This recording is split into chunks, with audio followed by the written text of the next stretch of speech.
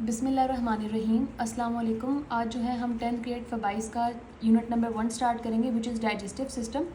इसका हम लोग इंट्रोडक्शन देख लेते हैं। A man like all of the animals needs energy for the maintenance of his life processes. मतलब कि ह्यूमन बींग्स को भी लाइक एनिमल्स क्या होता है कि अपनी लाइफ प्रोसेसेस को कैरी आउट करने के लिए एनर्जी चाहिए होती है।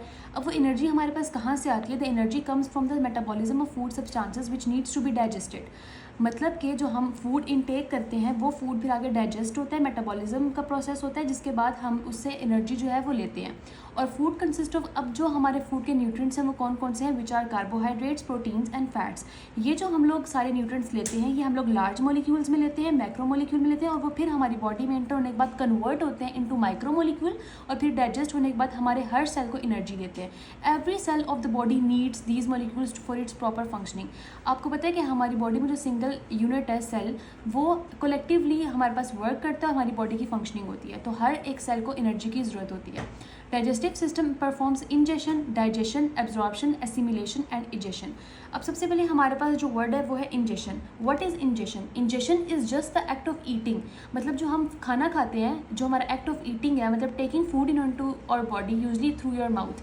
मतलब जो हम मुंह में खाना डालते हैं, हम उसको उस प्रोसेस को क्या बोलेंगे? इंजेशन बोलेंगे। फिर हमारे पास आ जाता है digestion, the break down of large molecules into small soluble food molecules. अब डाइजेशन वर्ड से पता चल रहा है, आप लोगों को पता भी होगा कि जब हम लार्ज फूड मॉलिक्यूल को ब्रेक डाउन कर देते हैं अब स्मॉलर मॉलिक्यूल में, तो वो हमारे पास डाइजेशन हो गया। इंजेशन मतलब खाने को इनटेक करना, डाइजेशन फिर उसको ब्रेक डाउन करना। अब एब्जॉर्प्शन हमारे पास क्या होगा? एब्जॉर्प्शन बेसिकली ये होता है कि डाइजेशन के बाद जो हमारा फूड जो होता है वो हमारे पास एब्जॉर्ब होता है। इसको किस तरह लेंगे? When the food has been digested, हमारा फूड सबसे पहले डाइजेस्ट हुआ है, उसके बाद the small molecules must pass out of the digestive tube into the blood and the process is called absorption. मतलब ये कि जब हमने फूड का इंटेक भी कर लिया, इंजेशन भी होगी, अब फूड वो डाइजेस्ट भी हो गया, अब हमारी ब्लड के अंदर जब वो एब्जॉर्ब होगा तो उसको हम एब्जॉर्प्शन बोलेंगे। एसिमिलेशन हमारे पास क्या होती है? Assimilation is the process where these absorbed nutrients are taken up by the cells and used for different things.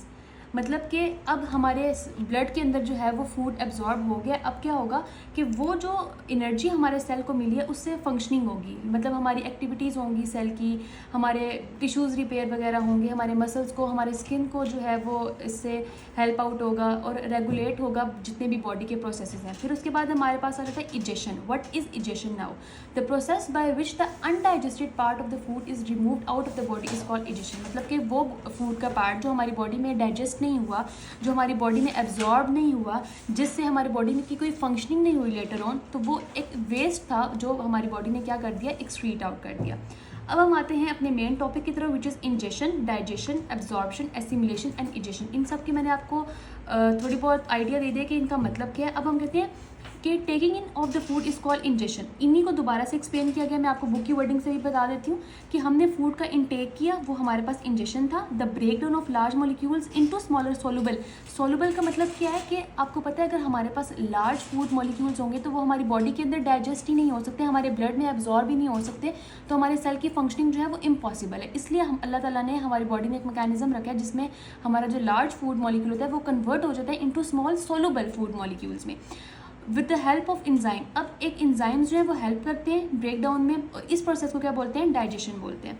When the food has been digested, अब फूड जो है वो डाइजेस्ट हो गया, the small molecules must pass out the digestive tube into the blood and the process is called absorption. Food digest होने के बाद हमारे ब्लड में एब्जॉर्ब होगा और उस प्रोसेस को हम एब्जॉर्प्शन बोलते हैं। From blood these molecules are taken into the cells and are used for various purposes by a cell called assimilation.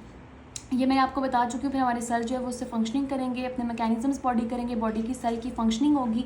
The process by which the undigested part of the food is removed out of the body is called egestion. और जब हमारा जो waste material होगा जो body में digest नहीं हुआ, जिसका कोई बीच में मकसद नहीं था, वो जो इनडाइजेस्ट हुआ है वो हमारे पास बॉडी से एक्सक्रीट आउट हो जाएगा। Digestive system can not work alone.